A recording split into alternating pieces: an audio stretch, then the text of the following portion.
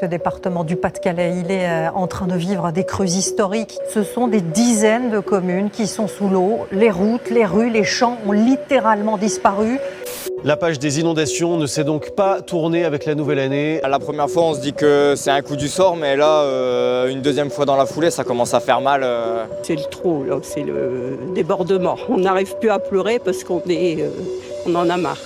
Le 2 janvier, plus de 50 communes du Pas-de-Calais sont inondées. Pour le département, 2024 commence comme l'année 2023 s'est terminée. En novembre, près de 200 communes étaient aussi touchées par des crues historiques.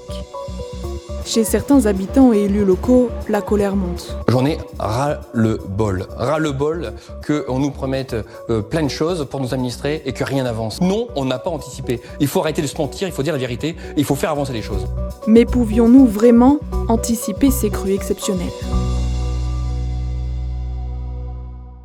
Si ces deux périodes d'inondation ont eu lieu, c'est d'abord à cause d'un automne très pluvieux dans le Pas-de-Calais. Entre le 18 octobre et le 6 novembre, il a plu pendant 20 jours consécutifs. 201 mm de précipitations ont été relevées, c'est 3 fois plus que d'habitude et du jamais vu depuis 1993. Résultat, les nappes phréatiques et les sols sont saturés et ne peuvent plus absorber toutes les précipitations.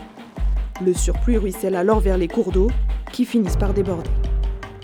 2 mois plus tard, début janvier, le sol est toujours saturé d'eau et le département connaît à nouveau d'importantes précipitations.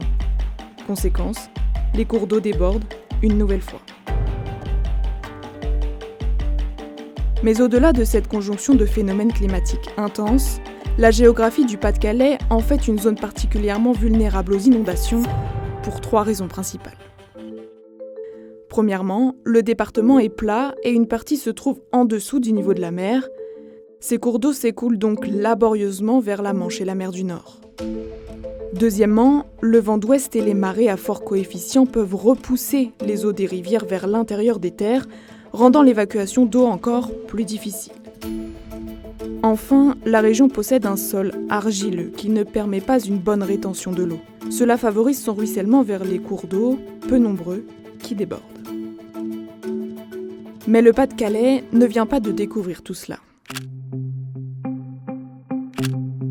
Après les inondations historiques de 2002, dont les dégâts sont estimés à 40 millions d'euros, des travaux sont entrepris. Leur objectif, anticiper les prochaines crues. La construction de bassins de rétention, de digues et d'ouvrages pour redistribuer le surplus d'eau est lancée et aboutira près de 20 ans plus tard. Une étude estime que ces installations permettent à 30% des habitations qui auraient dû être inondées lors d'une crue similaire à celle de 2002 de ne plus l'être. Sauf que 20 ans plus tard, les crues se sont révélées encore plus importantes. Tous les modèles de prévision étaient basés sur cette crue de 2002. Les pompes dans la région des Watringues étaient dimensionnées pour une crue de 2002 et là on est à 50% en plus. Les élus locaux évoquent alors un mauvais entretien des canaux et des pompes pas assez efficaces. On nous explique savamment la différence entre le nettoyage et le curage. Maintenant, on est super calé, on sait bien la différence entre l'autorisation et la déclaration. Mais on s'en fout de ça. Ce qu'on veut juste, c'est de savoir quand les travaux peuvent commencer. Mais au-delà de ces moyens d'adaptation insuffisants, le territoire souffre d'un mal plus profond, l'artificialisation des sols. Les Hauts-de-France est la 2e région la plus artificialisée de l'Hexagone. Et cela, en partie à cause de 2 départements, le Nord et le Pas-de-Calais. Aujourd'hui, 15% des sols du département ont été artificialisés, c'est-à-dire modifiés par l'homme. La moyenne nationale s'établit, elle, à 10%. Problème, ces modifications imperméabilisent les sols, ce qui complique l'absorption des eaux de pluie. Et là encore, l'eau non absorbée reste en excès à la surface, aggrave les débordements des cours d'eau et donc les inondations. En 2021, le gouvernement, à travers la loi Climat et Résilience, a fixé un objectif de 0 artificialisation nette à l'horizon de 2050. Une décision ambitieuse car depuis les années 80, le Pas-de-Calais n'a cessé d'augmenter sa surface de sol artificialisée. Les enjeux, eux, sont de taille. Selon le GIEC, dans les années à venir, le dérèglement climatique devrait rendre plus fréquents les épisodes météorologiques catastrophiques, comme celui que vient de connaître le Pas-de-Calais.